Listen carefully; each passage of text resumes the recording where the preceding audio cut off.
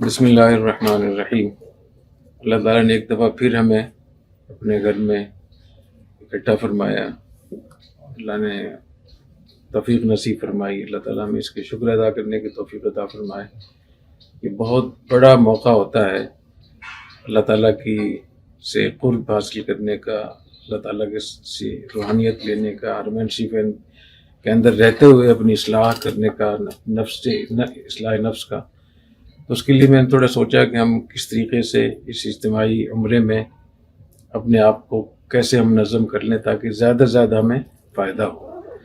تو 10 چیزوں کا ہمیں اہتمام کرنا چاہیے۔ سب سے پہلے نمبر، یہ میں نے نمبر ویسے ہی لگاتی ہیں اور جلدی میں چیزیں میں نے یادداشت کے طور پہ لکھ لیں۔ سب سے پہلے میں نے لکھا ہے فضائل، کہ جب بھی عمرے کے لیے آئیں، حج کے لیے آئیں، حرمین شریفین کی حاضری ہو تو ہمیں فضائل کا بہت اہتمام کرنا چاہیے۔ میں نے دیکھا ہے کہ بہت سارے عام لوگ تو اس کا اہتمام کر لیتے ہیں، لیکن علماء کرام یہ سمجھتے ہیں کہ ہمیں تو سب کچھ آتا ہے، اس لیے وہ باقاعدہ ان کو تازہ نہیں کرتے۔ اور تجربہ یہ ہوا ہے کہ کتنے بھی بڑا کوئی عالم ہو، اگر وہ اس وقت دیکھے گا نہیں، وہ پورا کر ہی نہیں سکتا اس کو۔ الحمدللہ میں جب بھی آتا ہوں تو تمام فضائل کا میں اہتمام کرتا ہوں، پڑھتا ہوں، دیکھتا ہوں، یاد بھی کرنے کی کوشش کرتا ہوں۔ ہر دفعہ ایک نیا جذبہ لگتا ہے، ہر دفعہ نیا احساس ہوتا ہے کہ اگر میں نہ دیکھتا تو کتنی اس سے میں محروم ہو جاتا۔ تو فضائل کا خاص طور پہ اس میں عمرے کے فضائل، حج کے فضائل اور حرم شریف کے کیا فضائل ہیں، مکہ مکرمہ کے فضائل کیا ہے، بیت اللہ کے فضائل کیا ہیں، مسجد حرام کے کیا فضائل ہیں، طواف کے فضائل، پھر رکن یمانی ہے، حجر اسود ہے، ملتزم ہے اور حتیم ہے، اس کے الگ الگ فضائل، مقام ابراہیم ہے، زمزم ہے، صفا مروہ ہے۔ ان سب چیزوں کے فضائل باقاعدہ یاد کرنے چاہیے، دیکھنے چاہیے۔ ماشاءاللہ آپ سارے علماء ہیں تو آپ کے لیے تو یہ مسئلہ ہی نہیں ہے۔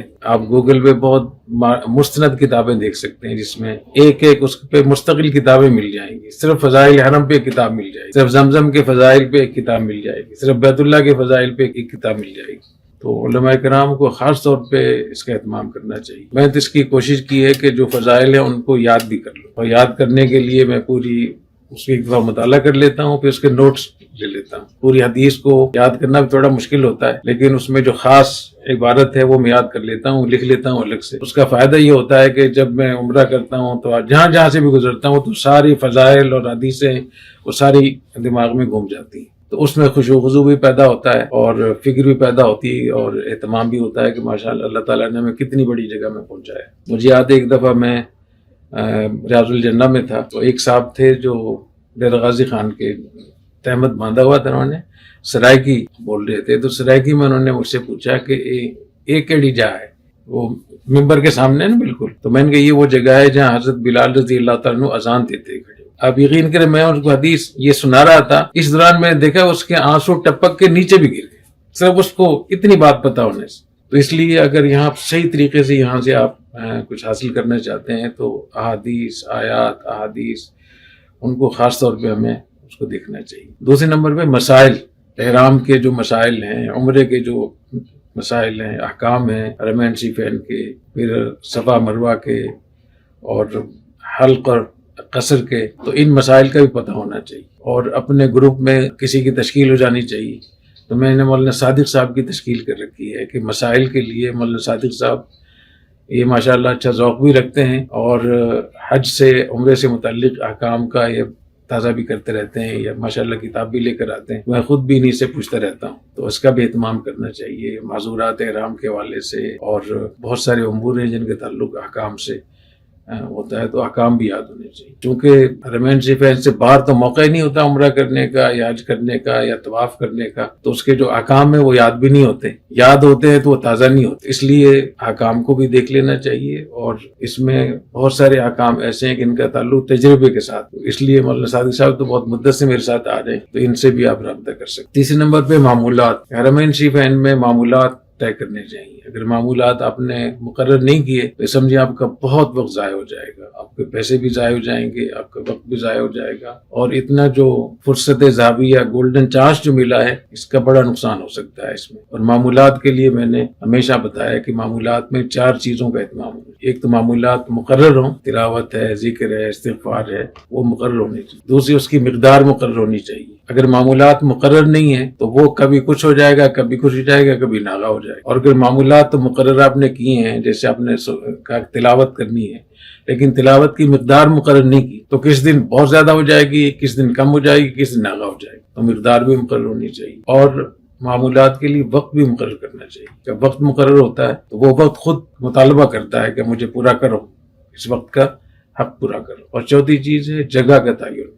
اگر ان معمولات کے لیے جگہ بھی طے ہو جائے تو وہ معمولات پھر پابندی سے ہوتے ہیں، اور معمولات تھوڑے مقرر کرنے چاہیے اور زیادہ نہ. تو اللہ تعالیٰ اس کی بھی توفیق عطا فرمائے. میں اس میں مستقل ایک نشست کروں گا انشاءاللہ تعالیٰ کہ معمولات کیا کیا ہونے چاہیے اور ان معمولات کی کیا اہمیت ہے، کیا فضائل ہیں، اس پہ ایک مستقل نشست کر لیں گے انشاءاللہ. چوتھی چیز ہے معلومات. جب یہاں آئے حرمین شریفین میں تو معلومات بھرپور ہمیں ہونی چاہیے.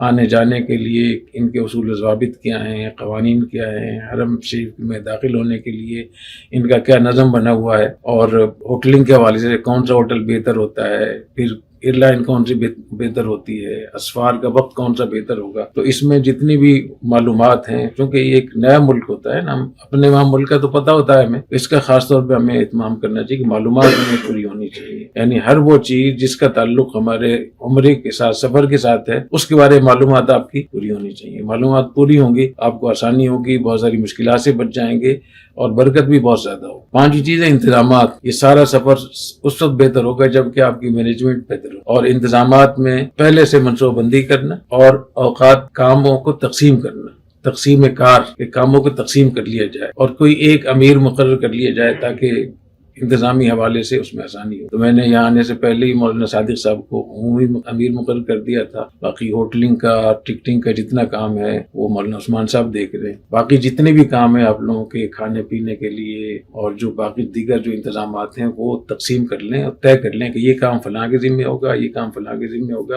اس کو پتہ ہونا چاہیے، تو اس میں آسانی بہت ہوگی. تو نظم و ضبط اور اس کا اہتمام خاص طور پہ کریں. پھر اس میں ایک الگ سے میں نے اس کو کیا ہے تنظیم الاوقات، کہ جتنی بھی یہاں آنا جانا ہے حرم شریف میں، آرام ہے، کھانے پینے کے اوقات ہیں، مجالس کے اوقات ہیں، یہ سارے اوقات بھی ہونے چاہیے. اگر وقت منظم نہیں کریں گے اور مقرر نہیں کریں گے اپنے عمومی رہن سہن کے لیے تو اس میں بھی آپ کا بہت سارا وقت ضائع ہو جائے گا. اور یہ یاد رکھیں کہ منصوبہ بندی اور نظم اوقات کے ساتھ، اور اگر منصوبہ بندی نہ ہو اور نظم اوقات نہ ہو تو اس میں وقت کے لحاظ سے 1 اور 10 کا فرق ہوتا ہے، اور اخراجات کے لحاظ سے 1 اور 6 کا فرق ہوتا ہے. اگر آپ نے پہلے سے منصوبہ بندی کی ہے اور اپنے اوقات کو آپ نے منظم کیا ہے تو 1 روپے میں کام ہو جائے گا. نہیں کیا تو 6 مہینے 5 گنا زیادہ آپ کو اخراجات ہوں گے اور یہ اسراف ہوگا ظاہر. اور وقت کے لحاظ سے 1 اور 6 کا فرق ہے. منظم طریقے سے رہیں گے تو 1 گھنٹے میں کام ہو جائے گا، منظم نہیں ہوں گے تو 10 گھنٹے لگ جائیں. تو یہاں کا تو ایک لمحہ بڑا قیمتی ہے، تو اس کو خاص طور پہ خیال رکھا جائے. 7ویں نمبر پہ دعائیں، دعوات.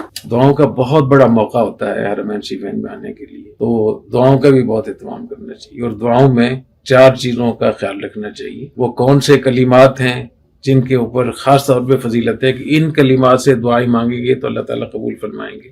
اس پر بھی میں مستقل ایک نشست کروں گا انشاءاللہ تعالیٰ. اور اوقات، مخصوص اوقات بھی نبی کریم صلی اللہ علیہ وسلم ثابت ہے کہ اس وقت میں جب دعا کریں گے دعا قبول ہوگی. اور مقامات کہ آپ صفا پہ جائیں گے کون سی دعا مانگیں گے، مروہ پہ دعا مانگنے کیا ہے، حجر اسود کے سامنے دعا مانگنے کی کیا فضیلت ہے، وہ مقامات کا بھی پتہ ہونا چاہیے. چوتھی چیز ہے ہیئات. کون سی ہیئت، جیسے احرام کی حالت میں تو حالات اور ہیئات اس کا بھی ہمیں پتہ ہونا چاہیے. اگر 4 چیزوں کا آپ اہتمام کر لیں تو اوقات کا بھی اہتمام کر لیں، کون سے اوقات میں کون سی دعائیں قبول ہوتی ہیں، مقامات کا آپ کو پتہ اور کلمات کا پتہ ہو کون سی دعا، کلمات، مقامات، اوقات اور حالات. ان 4 چیزوں کا اگر خیال رکھ لیں اور اس کو سامنے رکھتے ہوئے اگر آپ دعاؤں کا اہتمام کریں گے تو کوئی بھی دعا ایسی نہیں ہے کہ جو آپ کے دائرے میں نہ آ جائے. تو اللہ تعالیٰ اس کی توفیق عطا فرمائے.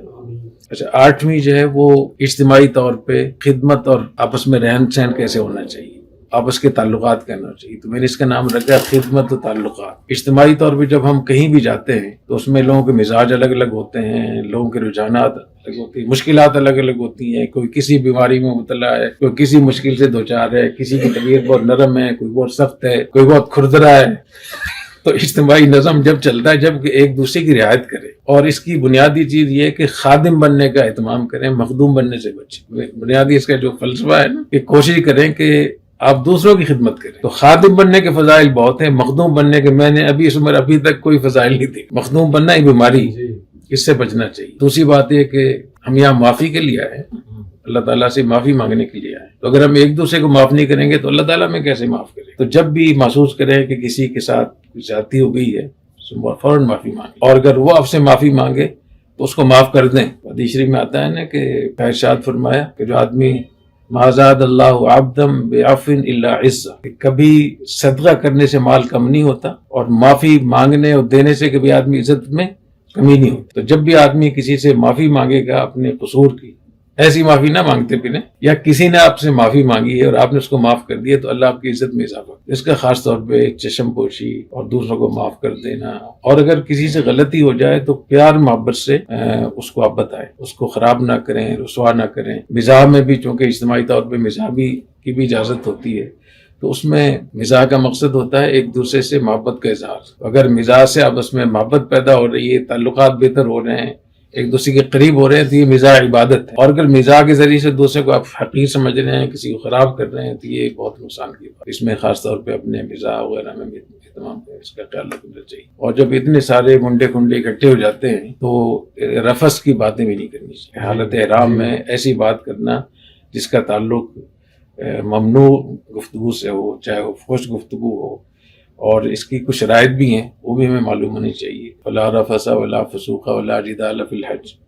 تو رفث بھی نہ ہو، فحش گفتگو بھی نہ ہو، اور گناہ سے بھی بچیں. اور گناہ کے بارے میں یہ بھی ہے کہ مشہور قول تو یہی ہے کہ حرم شریف میں ایک نیکی 1,00,000 نیکی کے برابر ہو، اور گناہ ایک ہی ہوتا ہے. لیکن بعض صحابہ کرام رضی اللہ تعالیٰ عنہم اور بعض تابعین اور بعض بڑے حضرات نے یہ فرمایا ہے کہ یہاں گناہ بھی 1,00,000 گناہ کے برابر ہے. اس لیے بہت بچنا چاہیے. اور حرم شریف کی اس عظمت اور ہیبت اور جلال کی وجہ سے کہ یہاں کہیں بے ادبی نہ ہو جائے، یہاں سب لوگ عمرے اور حج کے لیے آتے تھے، رہائش کے لیے لوگ نہیں آتے. مدینہ طیبہ میں 10,000 صحابہ کرام کی قبریں، اور مکہ مکرمہ میں صرف 53 صحابہ کرام کی. تو یہاں آتے تھے اور حج عمرہ کر کے واپس چلے جاتے. حضرت امام صاحب رحمۃ اللہ نے فرمایا نا کہ وَإِجْعَلْنَا الْبَيْتَ مَثَابَةً لِلنَّاسِ وَأَمْنًا، کہ ہم نے بیت اللہ کو بار بار آنے کے لیے بنایا ہے. تو میں اگر یہیں رہنا ہوتا تو بار بار تھوڑی آ سکتے.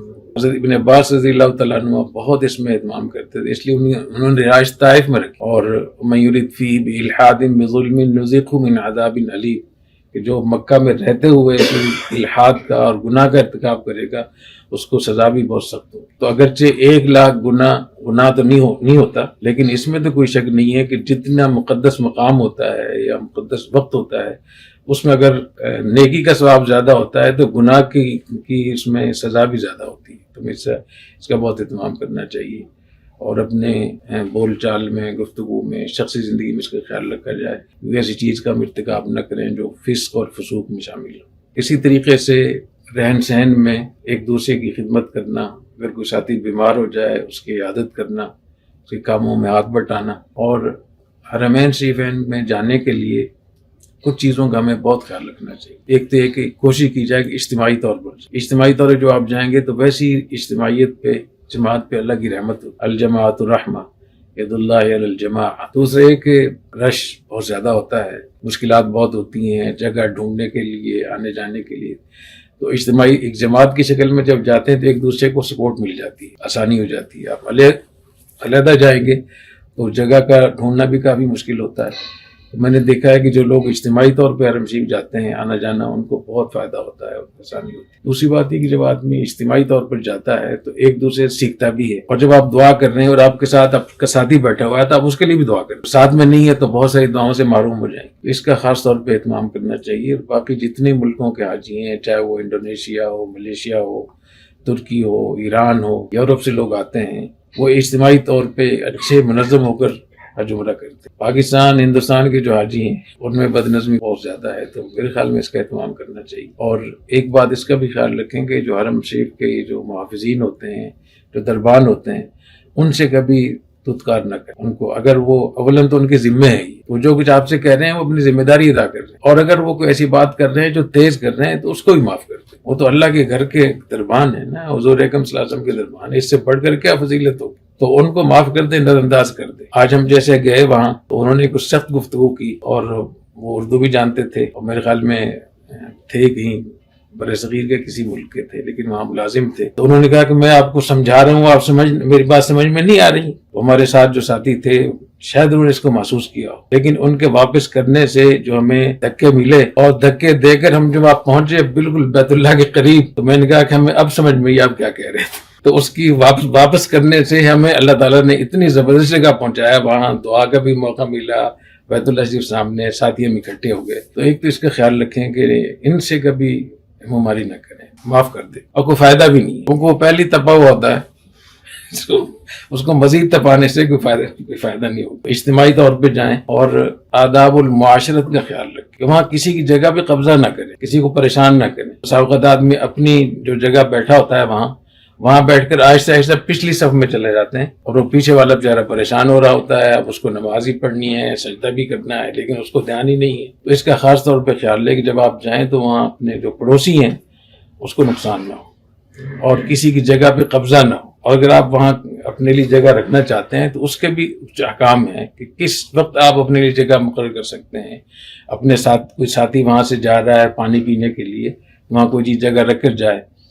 اور اجتماعی طور پہ یہ فائدہ ہوتا ہے کہ ایک آدمی کی اجتماعی طور پہ ویسی جگہ نکل آتی ہے. اس کا خاص طور پہ خیال رکھنا چاہیے, ایک دوسرے کو معاف بھی کر دینا چاہیے. اور مختلف ملکوں کے لوگ وہاں آتے ہیں, اس میں بھی الگ الگ لوگوں کے جو ہے نا وہ رویے ہوتے ہیں, تو یہ بھی سیکھنے کی بات ہے کہ مختلف رویوں کے ساتھ کیسے نمٹنا ہے. وہاں بھی ناراض ہونے کی بجائے کوشش کیا کریں, خاموشی. ایک 9 نمبر پہ خاص طور پہ میں آپ جتنے بھی ساتھی میرے ساتھ آپ لوگ آئے ہیں, کہہ رہے ہیں کہ اپنی شخصی اصلاح کی بہت کوشش کریں.